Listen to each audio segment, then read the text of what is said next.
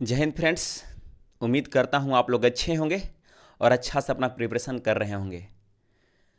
तो इस प्रिपरेशन के दौर में हम लोगों के लिए, आप लोग के लिए बहुत ही बड़ी खुशखबरी आई है बिहार कर्मचारी चयन आयोग द्वारा, जो इंटर स्तरीय 11,098 पोस्ट की भर्ती लाकर हम लोगों के लिए बहुत ही बड़ा मौका दिया है अपना सपना साकार करने के लिए, अपने पेरेंट्स का सपना साकार करने के लिए। अगर आप घर से बाहर रहते होंगे तो आपके पेरेंट्स रोज़ सोचते होंगे कि मेरा बच्चा क्यों बाहर गया है। अगर आप गांव में भी रहते होंगे तो अपने पेरेंट्स को प्रॉब्लम होती होंगी, आप देखते होंगे। तो उन सब चीज़ों को सुधारने का, बिल्कुल नए सिरे से सब कुछ करने का अभी आप लोग के पास मौका है। तो इस मौका को आप लोग को हर हाल में भुनाना है, जी जान लगा देना है। मतलब जो भी आपके पास अब समय है इसके एग्ज़ाम तक, उसमें आपको लग जाना है। तो इसी बारे में हम आज चर्चा करेंगे। तो सबसे पहले हम चर्चा कर लेते हैं इसके भरने की प्रक्रिया के बारे में। डिटेल में हम चर्चा करेंगे कि इसका एग्ज़ाम प्रोसेस क्या है, भरने की प्रक्रिया क्या है। तो सबसे पहले देखिए, बिहार कर्मचारी चयन आयोग द्वारा यह इंटर स्तरीय भर्ती है जो 11,098 पद के लिए आया है। तो इंटर स्तरीय है, इसका मतलब वे कैंडिडेट जो इंटर कर चुके हैं इस फॉर्म को भर सकते हैं। और इस फॉर्म को भरने का जो प्रारंभिक तिथि है वह 27 सितंबर 2023 है और अंतिम तिथि है 11 नवंबर 2023। अगर आप 11 नवंबर 2023 से पहले इंटर कर चुके हैं और 1 अगस्त 2023 तक आप 18 वर्ष की उम्र पूर्ण कर चुके हैं तो आप फॉर्म भर सकते हैं। यह किसी भी कैटेगरी के लिए न्यूनतम आयु सीमा है 18 वर्ष, अधिकतम उम्र सीमा कैटेगरी वाइज है। तो हम बात कर लेते हैं कैटेगरी वाइज जो उम्र सीमा है उसकी। अगर आप जनरल कैटेगरी से हैं तो आपकी अधिकतम उम्र सीमा होगी 37 वर्ष, और उम्र सीमा की सारी गणना जो है 1 अगस्त 2023 से किया जाएगा। अगर आप 1 अगस्त 2023 तक 37 वर्ष के हो चुके हैं, जनरल कैटेगरी से हैं, मेल कैंडिडेट हैं, तो आप फॉर्म भर सकते हैं। और अगर आप जनरल कैटेगरी से फीमेल कैंडिडेट हैं तो आपका अधिकतम उम्र है 40 वर्ष। और ओबीसी कैटेगरी जो कि जिसमें बीसी और बीसी टू कैटेगरी आता है, तो इसमें मेल और फीमेल दोनों के लिए अधिकतम उम्र सीमा है 40 वर्ष। एससी एसटी कैंडिडेट चाहे वो मेल हो या फीमेल, उनकी अधिकतम आयु सीमा है 42 वर्ष। तो ये इससे पहले हम कुछ बताएं, दो बिंदुओं पर चर्चा कर लेते हैं।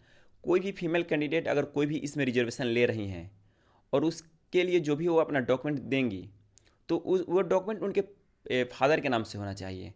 अगर वो शादीशुदा हैं तो हस्बैंड के नाम से नहीं, वो फादर के ही नाम से होना चाहिए। और वैसे कैंडिडेट जो पहले से किसी जॉब में है, लेवल 1 की जॉब में है, चूँकि ये पोस्ट लेवल 2 से लेवल 4 के लिए है। लेवल 4 का भी वैकेंसी है इसमें, लेवल 3 का भी कुछ पद है और लेवल 2 का भी पोस्ट है। अगर वो पहले से किसी सरकारी जॉब में है, लेवल 1 में है, अगर वो भी इस फॉर्म को भरना चाहते हैं तो जहाँ भी वो काम करते हैं वो अपने ऑफिस में एनओसी के लिए अप्लाई कर देंगे और वहाँ से रिसिप्ट ले लेंगे। इस चीज़ से हम थोड़ा गुजरा हुआ हूँ, इसलिए सोचा आप लोग को बता दूँ। अब हम बात करते हैं फ़ी के बारे में। अगर आप जनरल कैटेगरी से हैं, ओबीसी कैटेगरी से हैं, ईडब्ल्यूएस हैं, अगर मेल हैं तो आपको 540 रुपये फ़ी देना होगा। अगर आप एससी एसटी और किसी भी कैटेगरी से फीमेल कैंडिडेट हैं तो आपके लिए 135 रुपये लगेगा। तो इतना करने के बाद में अब हम आते हैं एग्ज़ाम पर। इसमें एग्ज़ाम 2 चरणों में होता है, प्रारंभिक चरण और मुख्य परीक्षा। तो जो पहला एग्ज़ाम होता है इसका प्रीलिम्स, उसमें एक ही पेपर होता है। एक पेपर में टोटल 150 क्वेश्चन होते हैं। जो समय होता है 2 घंटा 15 मिनट का, मतलब 135 मिनट का। ये क्वेश्चन 4 नंबर का, निगेटिव मार्किंग 1/4 है, मतलब एक क्वेश्चन गलत करेंगे तो आपका 1 नंबर कट जाएगा।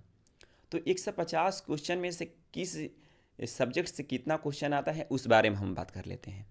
तो 150 क्वेश्चन में से 50 क्वेश्चन आपका रीजनिंग से आएगा, 25 क्वेश्चन आपके मैथ से आएगा और 25 क्वेश्चन साइंस से। बचे हुए 50 जीएस होगा, जिसमें 10 से 12 आपके करंट अफेयर्स भी हो जाएंगे। तो जिनका मैथ अच्छा है उनके लिए बहुत ही बड़ा ये मौका है, और जिनका मैथ अच्छा होता है आमतौर पर उनका रीजनिंग भी अच्छा होता है, और देखा जाता है कि उनका साइंस भी अच्छा होता है।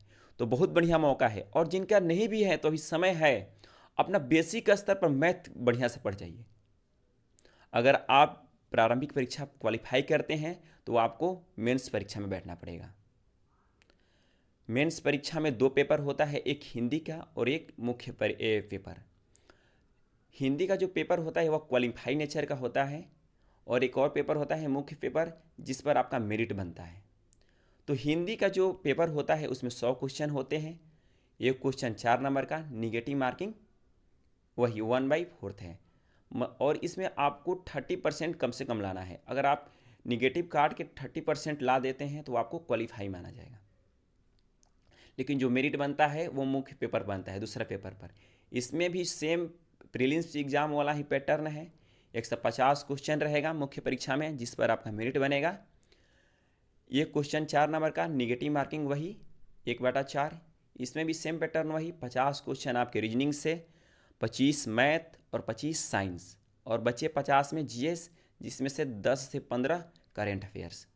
आप लोग पेपर के माध्यम से देख लिए होंगे कि आयोग ने ये बताया है कि हम इसका प्रारंभिक परीक्षा जो है दिसंबर अंतिम या जनवरी शुरुआत में ले लेंगे और इसका रिजल्ट फरवरी में हम दे देंगे, और इसका जो मुख्य परीक्षा है वह मार्च में, और मतलब ये अप्रैल तक पूरी प्रक्रिया ख़त्म करने की प्रोसेस चल रही है। तो सोचिए आप लोग के पास बहुत ही कम समय है, अभी से लग जाइए, अपना रीजनिंग बनाइए, मैथ बनाइए और अभी से लग जाइए।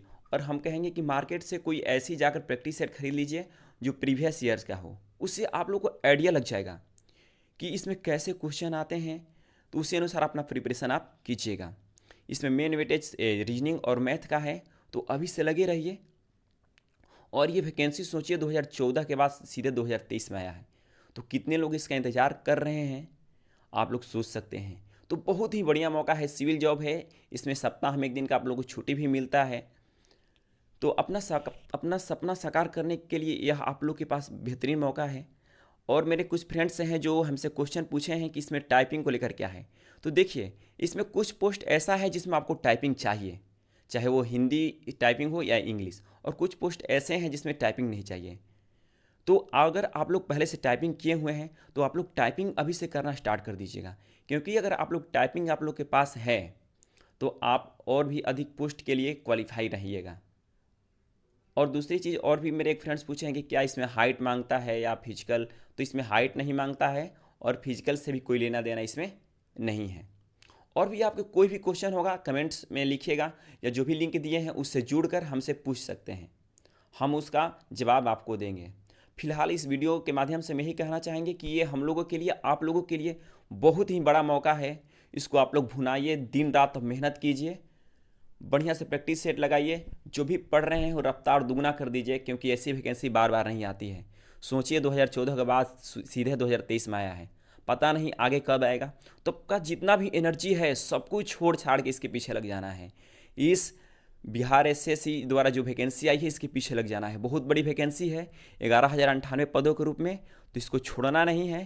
तो फिलहाल इस वीडियो में इतना ही दोस्तों। अगला वीडियो में है इसके एग्ज़ाम प्रोसेस को लेकर चर्चा करेंगे, किताब से, चाहे वो बातें हो चाहे उसकी प्रक्रिया को लेकर। फिलहाल इस वीडियो में इतना ही। जय हिंद।